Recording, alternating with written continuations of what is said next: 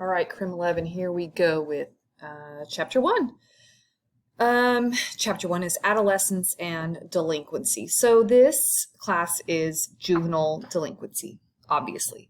So I say juvenile a little bit funny. Some people say juvenile, some people say juvenile. I just happen to say that word juvenile. So if you're wondering, I don't know, why does she say it like that? I don't know. I just do.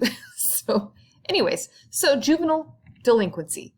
That's the title of the class. So I guess first and foremost, the most important thing for us to, identify is what is a juvenile and what is delinquency. A juvenile in the state of California is anyone under the age of 18. So if you are under 18, you are considered a juvenile in California. All right, so that's a juvenile. Delinquent or delinquency. What is delinquency? It is when a juvenile, so anyone under 18, commits a law violation. So we are talking about juveniles, people under 18, who break the law. So that's what this entire class revolves around. Now we're going to talk about a lot of other things as well that relate to why juveniles commit crimes, how they're raised, other theories about criminal behavior that relate to both juveniles and adults. But that's basically the gist of the class. So we talk about juveniles. What are they? And then this chapter talks about the word adolescence or adolescent. What is an adolescent? Okay, so the concept of, I think that slide might say that. And there we go. What is a juvenile? What is delinquency? We already talked about that. Adolescence, the life interval between childhood, and adulthood, usually the period between the ages of 12 and 18. So adolescence is when you are no longer a child, but not yet an adult. So this is an age that, or concept, I should say, that didn't really exist until, I don't know, a few generations ago. I think about my grandparents, for example. My grandpa, who would have been more than 100 now, but obviously I guess it's not obvious, but he is no longer with us. But when he was young, in high school, he would work at his family's diner as soon as he got off school until midnight, 1 o'clock in the morning. He would go home, go to sleep, wake up, go to school, and then go straight from school to his family's diner again. School was not a requirement back then. School was something that I guess most children actually, or adolescents, chose to do, or their parents sent them to school because they wanted to send them to school. Young people, maybe adolescent age, 12 to 18, long ago used to just be little adults. They were not treated the way we treat adolescents now. Think, junior high and high school kids. We see them as kids now, or adolescents now. Kind of that buffer age in between childhood and adulthood, but that's not always how it's been. So consider the concept of adolescence and how that's kind of something new. I am very guilty of this as a former helicopter parent. That parent that did everything for their kids and that kind of stuff, which I, of course, still do, unfortunately, and they are adults now. But anyways, adolescence, yeah. So that's considered the time between, about 12 and 18 when they're no longer little kids, but they're definitely not adults yet. They want to have their own identity. They want to be independent, but not too independent. You know what I mean. So that concept is relatively new in the United States. But again, talking about the changing treatment of adolescents. In the past, young people, ages 12 to 18, were considered small adults, expected to work. Education was not really important. Girls were expected to get married and have a family. Parents had little emotional attachment. Oh my gosh, this is so not me. Children were punished like adults, and they had few rights.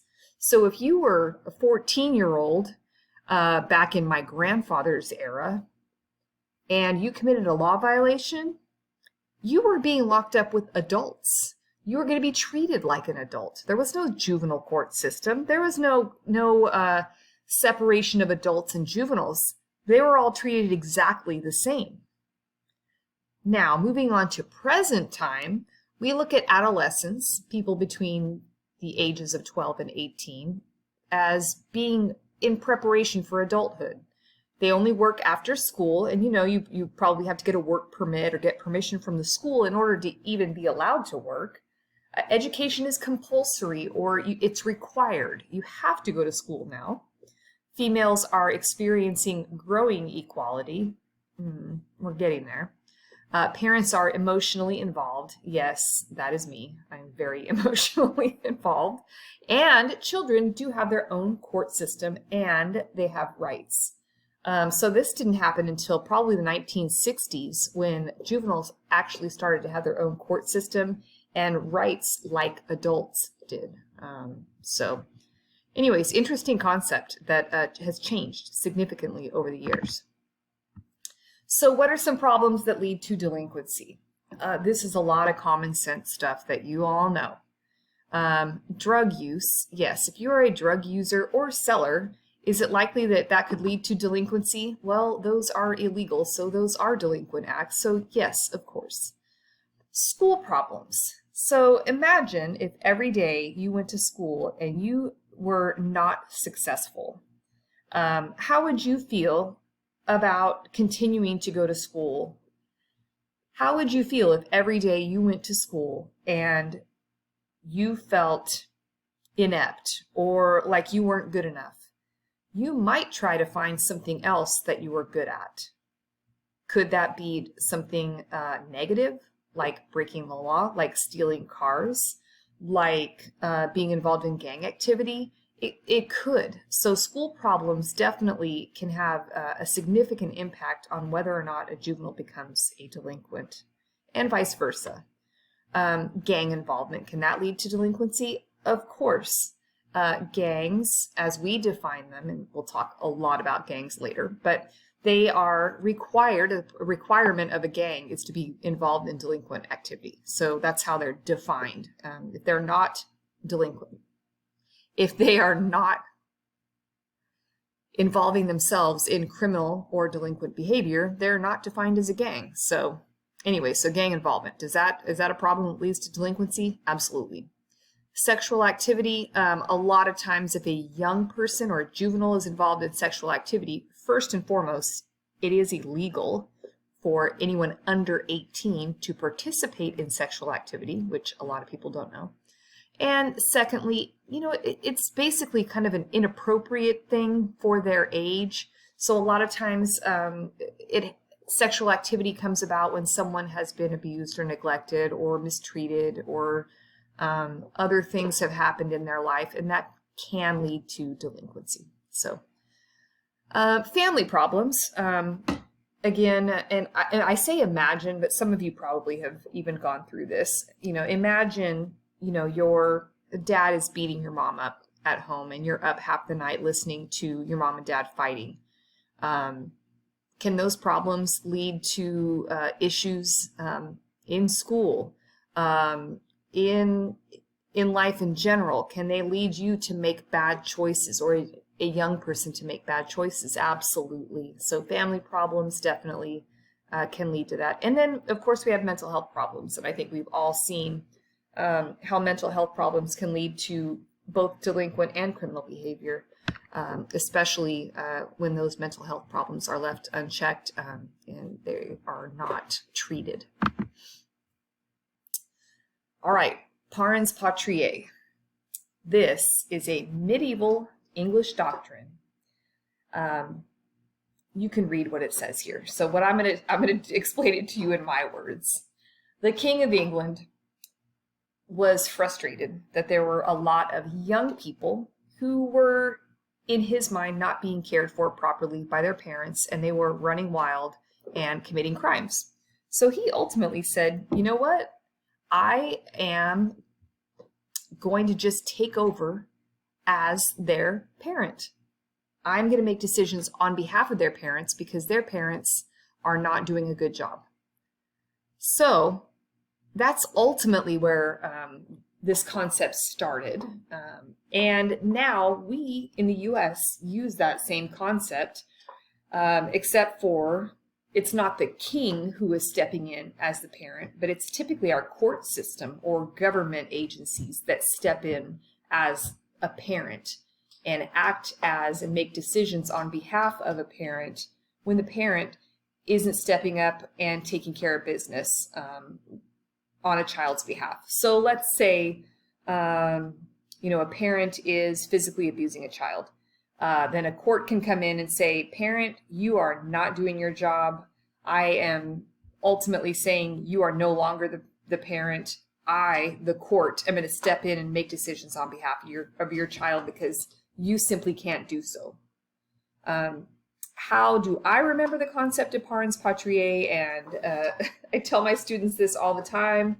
It's an inappropriate way to remember it, but you'll remember it after I say this. I say the court is your daddy. So ultimately the court steps in and acts as a parent on behalf of the child. So parens patriae, basically court steps in, acts as a parent when a parent can't do that job themselves. Status offense. Again, you can read this whole thing. I don't like how the spacing turned out here, so I'm sorry. I don't know what I did, but anyways, I screwed that up apparently. So, status offense. It's really an offense. It's only illegal because of someone's age. So I'm going to give you an example because that makes it easier for me to explain this to you and for hopefully you to remember this.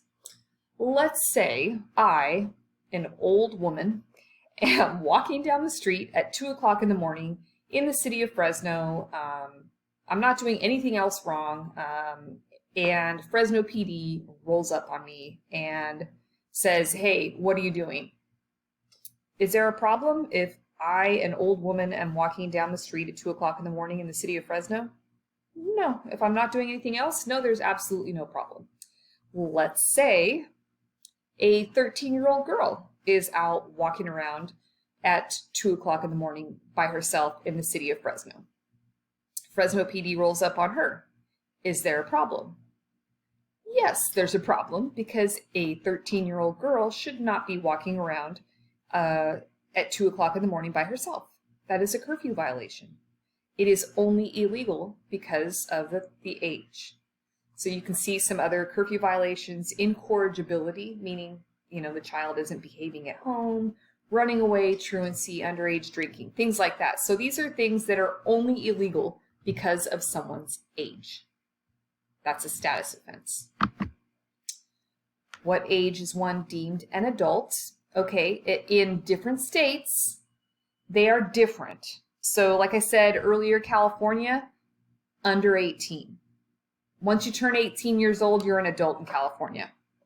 Most states are the same. However, as of the date this textbook was prepared, in North Carolina, you become an adult when you turn 16.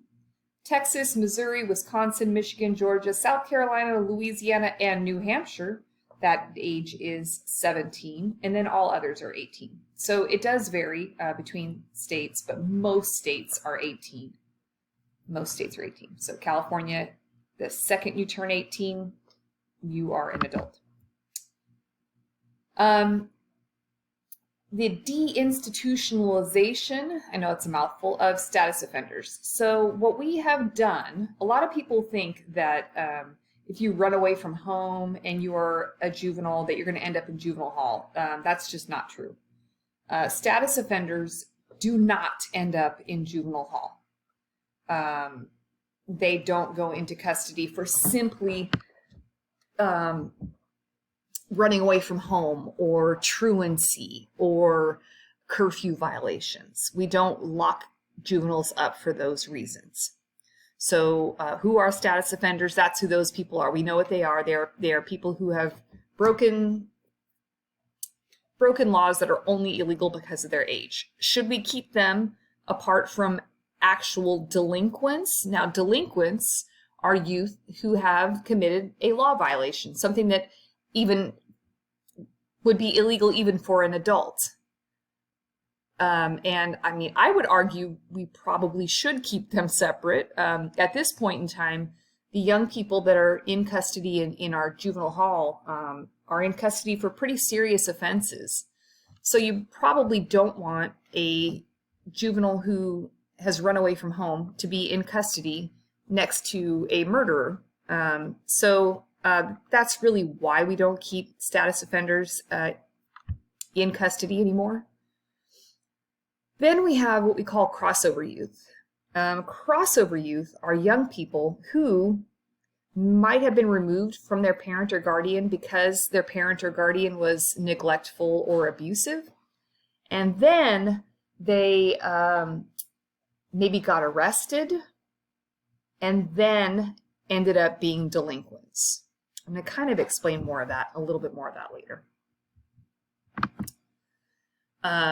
So handling delinquents throughout history, this is kind of a little breakdown. The colonial period, basically the family took care of business. The House of Refuge area in the mid to late 1800s, basically they had some more orphanage type places set up for young people who were maybe violating the law to live in. 1899 to 1966, that is when 1899 is when the first juvenile court appeared. And so juveniles started being treated a little bit separately from adults, but they still had a long ways to go. 1967 to 1975 is when a lot of changes took place. That was the juvenile rights era. And the case called N. Ray Galt took place. And we're going to talk again a lot more about this later on. This is kind of an introduction type of chapter. But juveniles started to actually have rights in a courtroom, which was pretty amazing. And then 1990 to 2010, delinquency and growing fear of crime. This was during the crack era. I know students always laugh when I talk about this, but I'm telling you, this era was no joke. When crack was taking over the U.S. in the 1990s, a lot of gang members wanted, they knew that juveniles were not going to get punished very seriously for violent crimes, so they had juveniles committing a lot of violent crimes for their gangs at that time, and they knew that the juveniles would probably only be punished until their 25th birthday, and then they would be done. So we saw a lot of juvenile violent crime growing during that time. Now, it did level out, and things turned out to be not as bad as expected, but it was a scary time. Again, we will talk more about that later. Ooh, is that really the end of it? So yeah, so that was it. But here during 1990 to 2010, there were some changes, and sentencing for juveniles started to become much more harsh because of the frustration and fear of growing violent crime. So again, we're going to talk more about that in much later chapters. So anyways, I hope this chapter wasn't too boring. Chapter 1 down.